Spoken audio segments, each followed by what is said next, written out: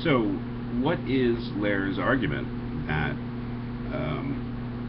for his second premise, that if a statement is contingent, and there is always some chance that one is wrong in thinking it to be true, some chance, some probability. Now, he says that he's not restricting the sense of chance or probability to the sense of logical possibility.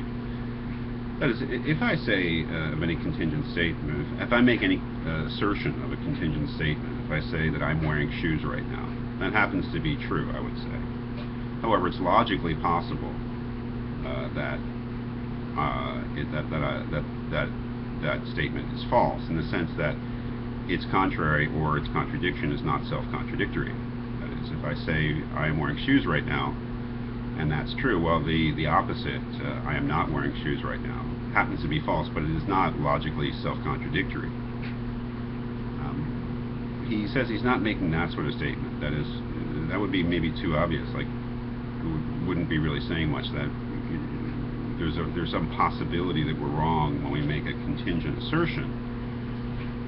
To say that it's merely logically possible that we're wrong, in the sense that the contradiction of our assertion is not self-contradictory.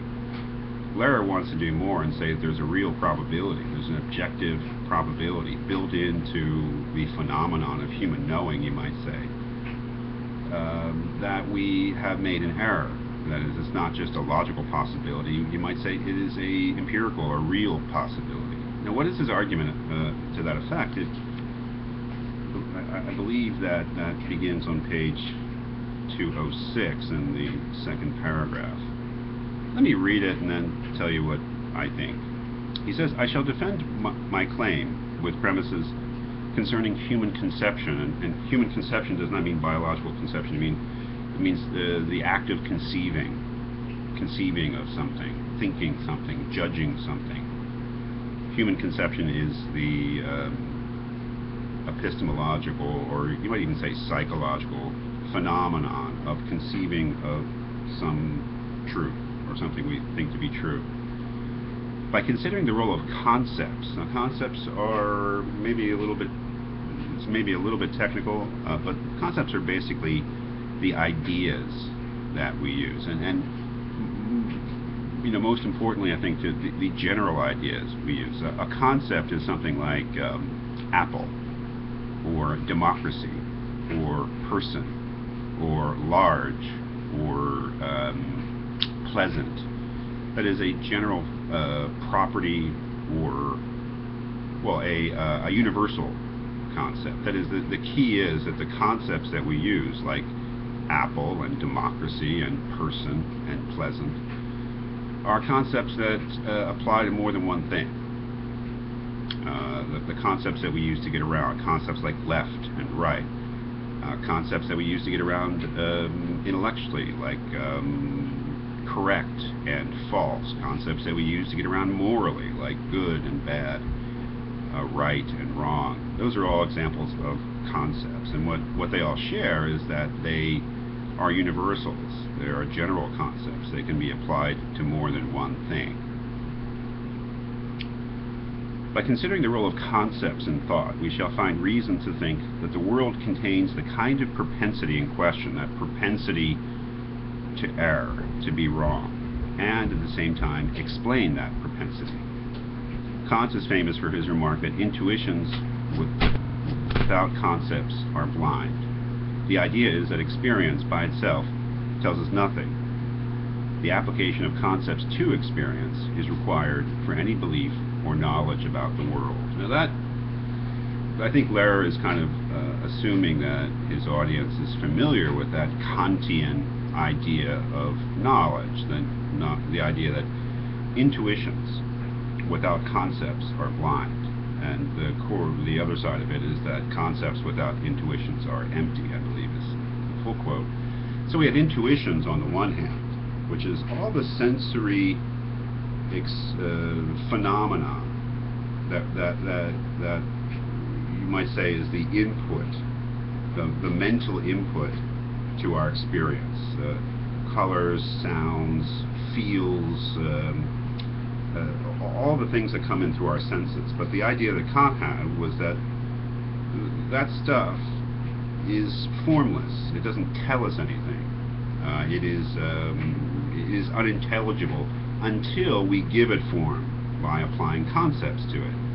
For instance, to make a very schematic example, I am having an experience, and the intuitions are, let's say, a certain color,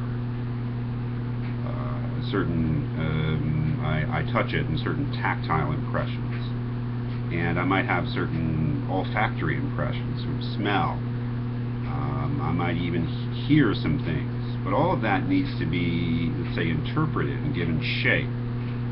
The shape I give it is when I call it an apple. That is, the redness, the taste, the texture, the shape, they all sort of are the input, the raw input to my mind, and then I give it shape through applying a concept. So when I say that is an apple, I have made a judgment, and I can say that I know something, or it's at least a knowledge claim. But before I apply that concept, apple, to the raw input, the raw data, what some philosophers would call the sense data, that I can't be said to know anything at all. That is, to make an assertion or judgment about the world, I have to apply a concept.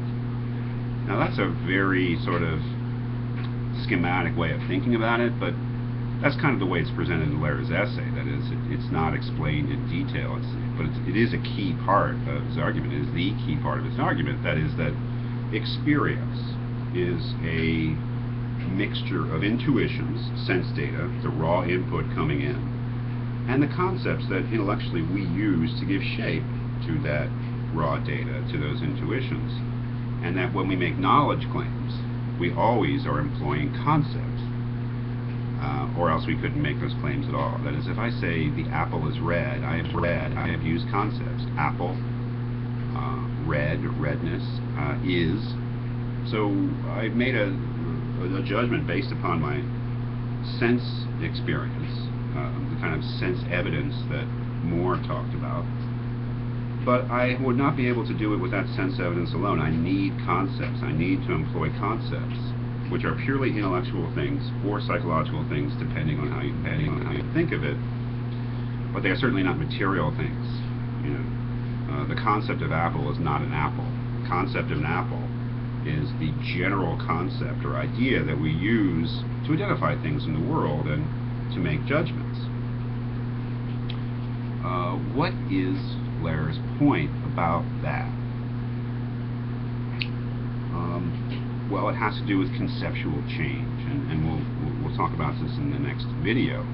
But the idea, the real crux of his argument has to do with those concepts and the phenomenon of conceptual change. That is, we see throughout history, and he's relying here, I think, especially in the philosophy of science, that the concepts that we use to make judgments are oftentimes, in the course of history, shown to be inadequate or even false.